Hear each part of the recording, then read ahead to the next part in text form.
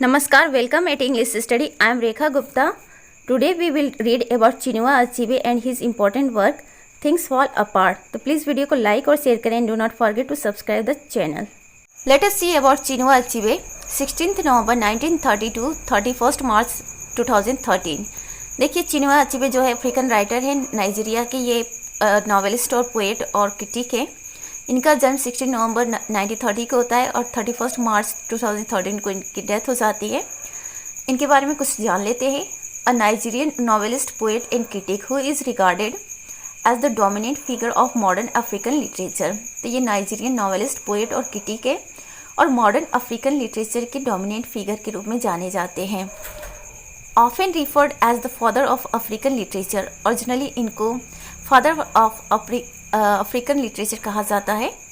इनका जन्म born in Ogidi, British Nigeria. इनका जन्म ओगिड़ी में होता है जो कि ब्रिटिश नाइजीरिया का पार्ट था। Achebe's childhood was influenced by both Igbo traditional culture and post colonial Christianity. Achebe का जो चाइल्डहुड था उस पर दोनों चीज़ का इफेक्ट देखने को मिलता है। किसका इग्बो जो इनका ट्राइब है उसके ट्रेडिशनल कल्चर का और साथ ही पोस्ट कॉलोनियल क्रिश्चियनिटी का।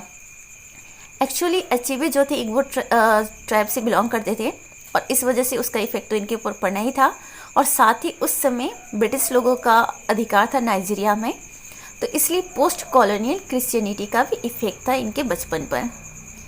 ही excelled in school and attended the what is now called university of Ibadan. ये स्कूल में स्टडी करने के बाद लेटर ऑन यूनिवर्सिटी में स्टडी करते हैं और उसका नाम आज की डेट में है university of Ibadan. Where he became fiercely critical of how European literature depicted Africa. और जब ये यूनिवर्सिटी ऑफ इबादान में ये स्टडी करते हैं तो ये बहुत ज़्यादा क्रिटिसाइज करते हैं यूरोपियन लिटरेचर का। क्योंकि जो यूरोपियन लिटरेचर है वो अफ्रीका का डार्क साइड प्रेजेंट करते थे और इसी वजह से ये क्रिटिसाइज करते थे यूरोपियन लिटरेचर का। जैसे जोसेफ कर्नाड है, उन्होंने हार्ट ऑफ डार्कनेस लिखा था तो अफ्रीका के नेगेटिव पॉइंट को प्रेजेंट किया था। तो इसी तरह से बहुत सारे यूरोपियन लिटरेचर हैं जो अफ्रीका के नेगेटिव पॉइंट को प्रेजेंट करते थे, तो इस वजह से ये उनको क्रिटिसाइज करते थे। In 1975 he gave a controversial lecture an image of Africa racism in Conrad's heart of darkness.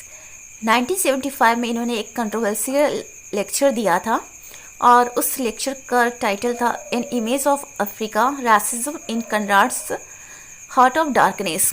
तो कनराड ने जो हार्ट ऑफ डार्कनेस वर्क इन्होंने लिखा था उसमें बहुत ज़्यादा रासिज्म वाली बातें प्रेजेंट की थी कनराड ने अफ्रीकन लोगों के बारे में, तो इसी वजह से इन्होंने इस पर लेक्चर दिया था और that was controversial. Achebe describe Joseph Conrad as a thoroughgoing racist. और अचीबे ने जोसेफ कर्नाड के बारे में कहा है कि वो एक थॉरो गोइंग रैसिस्ट हैं।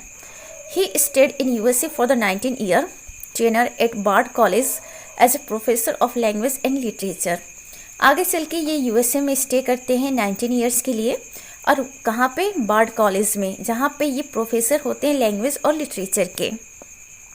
From 2009 till his death he was professor for African studies at Brown university. 2009 से लेकर अपनी डेथ के समय तक ये अफ्रीकन स्टडी के प्रोफेसर थे ब्राउन यूनिवर्सिटी में।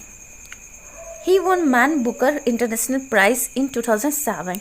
इन्होंने मैन बुकर इंटरनेशनल प्राइज वोन किया था 2007 में। Among the many themes his works cover are culture and colonialism, masculinity and femininity, politics and history.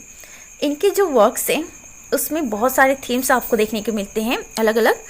तो इनके वर्क्स में जो इम्पोर्टेंट थीम्स है वो कल्चर और कॉलोनियलिज्म के बारे में देखने को मिलेगा, मस्क्यूलिनिटी और फेमिनिटी के बारे में देखने को मिलेगा, पॉलिटिक्स, हिस्ट्री, ये सारे इनके वर्क्स के थीम हैं। Story telling is the main history of Igbo tradition and an integral part of the community. देखिए इग्बो जो कम्युनिटी है उसका इंटीग्रल पार्ट है स्टोरी टेलिंग और साथ ही ये ट्रेडिशन भी है, बहुत इंपॉर्टेंट ट्रेडिशन है इग्बो कम्युनिटी का। Achebe's mother and his sister Zinobia told him many stories. तो इस वजह से जो एचीबे की मदर हैं और उनकी सिस्टर जिनोबिया हैं, उन्होंने बहुत सारी कहानी एचीबे को बताया था। तो ये इनके जो ट्राइब है, इनकी कम्युनिटी है, उसका इम्पॉर्टेंट पार्ट था स्टोरी टेलिंग। और इस तरह से वो लोग क्या करते थे, इनकी मदर और सिस्टर इनको स्टोरियाँ सुनाती थी। हमारे यहाँ भी होता है कि जो हमारे ग्रैंड पेरेंट्स होते हैं और पेरेंट्स होते हैं वो हमें बहुत सारी स्टोरियाँ सुनाते हैं हमारे बचपन में। तो same way A prose adaptation of Shakespeare's Midsummer Night's Dream 1590 and an Igbo version of John Bunyan's Pilgrim's Progress 1678 were at his home। देखिए, चिनुआ अचेबे के घर पे कुछ लिटरेरी वर्क्स भी देखने को मिलते हैं। तो शेक्सपियर का वर्क है मिडसमर नाइट्स ड्रीम, उसका प्रोज एडाप्टेशन देखने को मिलता है। और वहीं जॉन बनियान का जो पिलग्रिम प्रोग्रेस वर्क है उसका इग्बो वर्जन भी वहाँ पे देखने को मिलता है इनके घर पर। तो उसका भी कहीं ना कहीं इफेक्ट पड़ता है एचीबे के कैरियर और लाइफ में। एचीबे eagerly anticipated traditional village events like masquerade ceremony to which he would later recreate in his novels and stories। Chinua Achebe क्या करते थे, जो ट्रेडिशनल विलेज इवेंट्स होते थे उसको एंटिसिपेट करते थे, जस्ट लाइक मस्क्यूरेट सेरेमनी वगैरह को। और लेटर ऑन उन्होंने क्या किया, अपने नॉवेल्स और स्टोरीज में उसको रिक्रिएट किया है। After the Nigeria Biafra war 1968 to 1970 Achebe helped start 2 magazines in 1971। देखिए, नाइजीरिया और बायफ्रा वॉर हुआ था 1968 से 1970 के बीच में, और उस समय इन्होंने 1971 में 2 मैगजीन स्टार्ट किए थे। एक मैगजीन है लिटरेरी जर्नल जिसका नाम है Okike, a forum for African art fiction and poetry. तो ओकीके जो लिटरेरी जर्नल है उसके माध्यम से ये क्या करते थे, जो अफ्रीका के आर्ट फिक्शन और पोएट्री है उसको आगे बढ़ाने की कोशिश करते थे और इससे जुड़े हुए लोगों को मोटिवेट करते थे सो दैट कि वो आगे बढ़ें।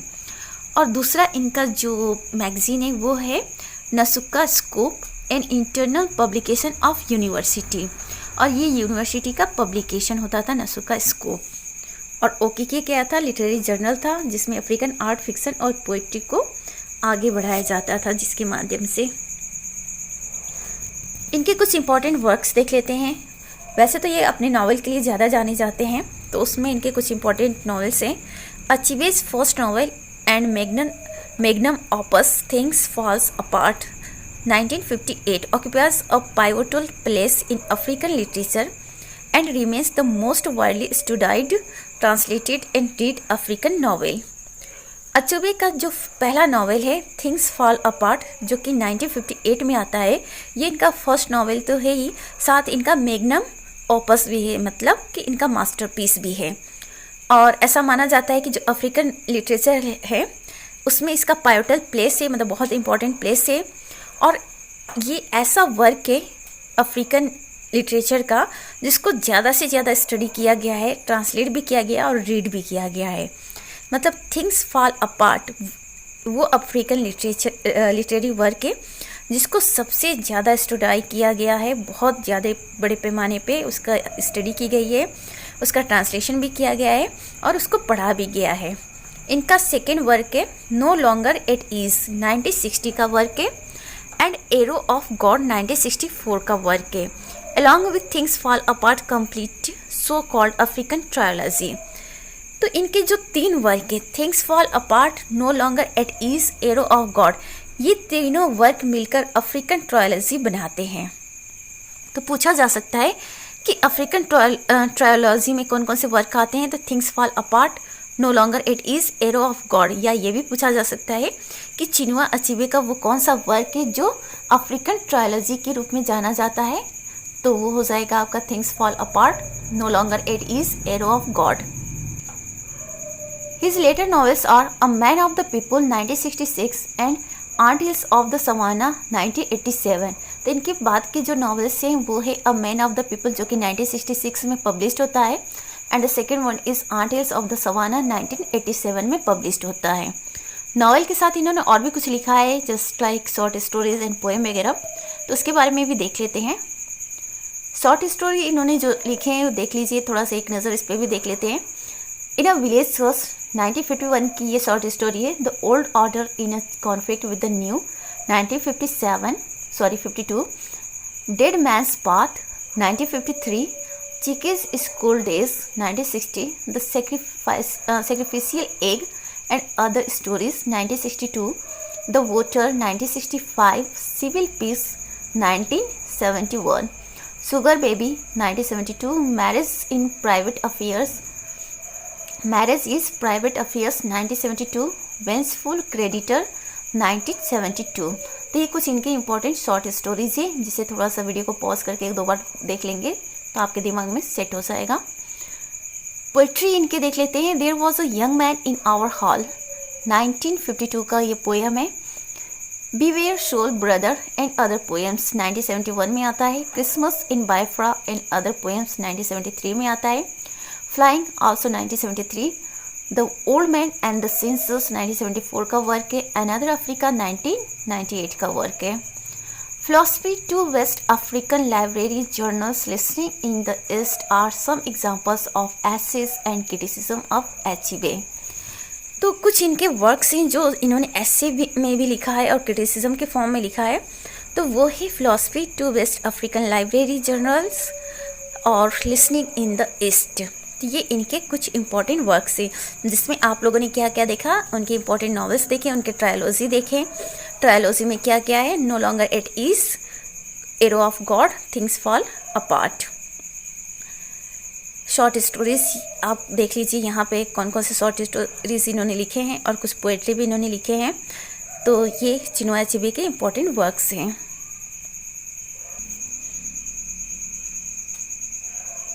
Now we will see about Things Fall Apart in detail, जो कि 1958 का वर्क है। The title of the novel is borrowed from the poem The Second Coming by W.B. Yeats। तो सबसे इम्पॉर्टेंट इस वर्क के बारे में ये है कि एचईबी ने इसका टाइटल कहाँ से लिया है। W.B. Yeats का एक पोएम है द सेकेंड कमिंग, बहुत ही इंपॉर्टेंट वर्क पोएम है, उसी की 3rd लाइन से इन्होंने ये टाइटल बोरो किया है। The novel represents the theme of struggle between change and tradition. इस नॉवल में जो थीम प्रेजेंट किया गया है वो एक स्ट्रगल को दिखाया गया है। किस चीज़ के बीच में स्ट्रगल है, चेंज और ट्रेडिशन के बीच में। मतलब जब इंसान चेंज लाना चाहता है तो उसका ट्रेडिशन क्या हो जाता है, डिस्टर्ब हो जाता है, और वो चेंज नहीं लाएगा तो ट्रेडिशन को बनाए रखना चाहता है तो चेंजेस नहीं ला सकता सोसाइटी में। तो इसी चीज़ को इन्होंने इस नॉवल में प्रेजेंट किया है। कुछ मेन कैरेक्टर्स देख लेते हैं। ओकोंको, एजिनमा, इकेमेफुना, नवोए, मिस्टर ब्राउन, ये कुछ इंपॉर्टेंट मेन कैरेक्टर्स हैं। ओकोंको कौन है? ओकोंको जो है इनका निक नेम है रोरिंग फ्लेम। तो ओकोंको रोरिंग फ्लेम के रूप में जाने जाते हैं। ये द मेजर कैरेक्टर, तो ये नॉवेल के मेजर कैरेक्टर है और साथ ही प्रोटोगोनिस्ट भी है नॉवेल के, जिसके 3 वाइफ्स होते हैं। इनकी 3 पत्नियां होती। एक तो नोवेज मदर, जो कि नोवे जो है इनका बच्चा होता है। तो ये नहीं बताया गया है इनकी पहली पत्नी का नाम क्या है। तो जहाँ ओकोंको की 3 वाइफ्स हैं उसमें पहली वाइफ जो है नोवेज की मदर है जिसका नाम पता नहीं है। सेकेंड वन इज़ इक्वेफी जो कि इनकी फेवरेट वाइफ है, एंड ओजिगो इनकी सबसे छोटी वाइफ है। एंड टोटल इनके कितने बच्चे हैं तीनों वाइफ से? 10 चिल्ड्रेन हैं। They are all fear with Okonkwo while he loves them equally. वो सभी इन वाइफ जो है इनकी ओकोंको से डरती थी, लेकिन ओकोंको जो है उनको इक्वली ट्रीट करता था।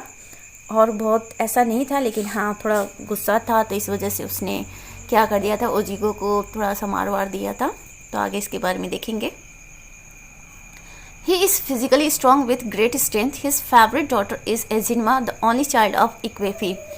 देखिए जो ओकोंको है वो फिजिकली स्ट्रॉन्ग पर्सन है और बहुत स्ट्रेंथ है उनके अंदर, और उसका जो फेवरेट डॉटर है वो एजिनमा है, जो कि इक्वेफी इनकी जो सेकेंड वाइफ है उसकी बेटी है। तो एकमात्र चाइल्ड है इक्वेफी वाइफ के द्वारा इनकी।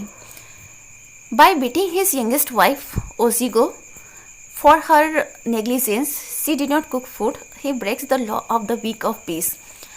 ओकोंको ने क्या कर दिया था, अपनी जो सबसे छोटी वाइफ है ओजिगो, उसको मार दिया था उसकी नेग्लिजेंस की वजह से, क्योंकि वो खाना नहीं बनाती है और मतलब नहीं बनाती है, भूल जाती है और कुछ और काम करने लगती है, इस वजह से वो मार देता है। और इस तरह से वो क्या करता है, वीक ऑफ पीस का जो लॉ है उसको तोड़ देता है और उसके लिए उसको पनिशमेंट भी मिलती है। Ezeani the priest of the earth goddess comes to punish him, और वो अपनी वाइफ को मारता है। इसकी वजह से एजीनी जो कि priest of the earth goddess है वो उसे पनिश करने के लिए आती हैं। Okonkwo was killed due to the faults of churches. Okonkwo की डेथ हो जाती है इस नॉवेल में, और ऐसा माना जाता है कि उसकी वजह है, तो ओकोनको की डेथ का रीज़न है चर्च के faults. His death symbolise the falling apart of the village, not a widespread peace, a form of pacification. इसकी डेथ जो है वो सिम्बलाइज करती है फॉलिंग अपार्ट द विलेज को। Unoka is the father of Okonkwo who died 10 years before the novel begins. They live in Umuofia. देखिए Unoka जो है वो ओकोनको के फादर है, और नॉवल शुरू होने के 10 साल पहले उनकी डेथ हो जाती है। और ये लोग रहते हैं, इनकी फैमिली, ओकोनको की जो फैमिली है वो कहाँ रहती है, यूमोफिया में रहती है। That is the name of their village. Okonkwo felt ashamed for his father during his childhood. Okonkwo अपने फादर को लेकर बहुत असेम्ड फील करता था अपने बचपन के दौरान। Ikemefuna is a 15 years old boy of neighbouring clan Mbaino who is given to Umuofia as a sacrifice for killing a woman of Umuofia. Actually क्या होता है, इकेमे फुना जो होता है वो पड़ोसी विलेज का, जो पड़ोसी क्लेन है, एम्बाइनो करके विलेज का नेम है, वहाँ का रहने वाला वो लड़का है 15 साल का।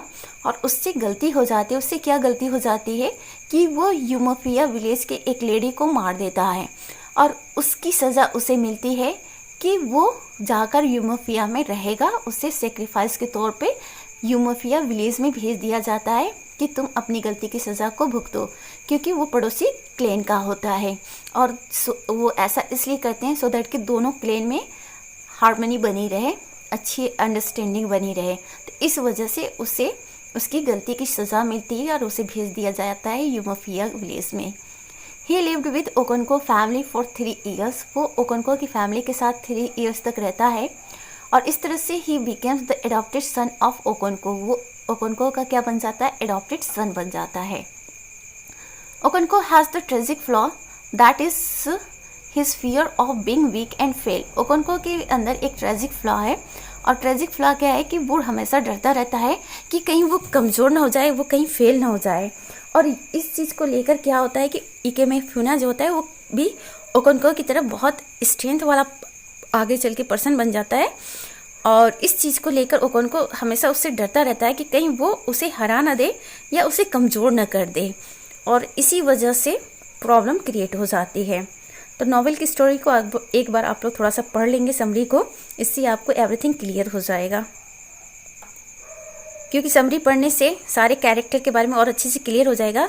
तो आप लोग कहीं से भी समरी मिल जाए उसे ज़रूर पढ़ लीजिएगा। This is all about for today's video. Please video को लाइक और शेयर करें, and do not forget to subscribe the channel. Thanks for watching.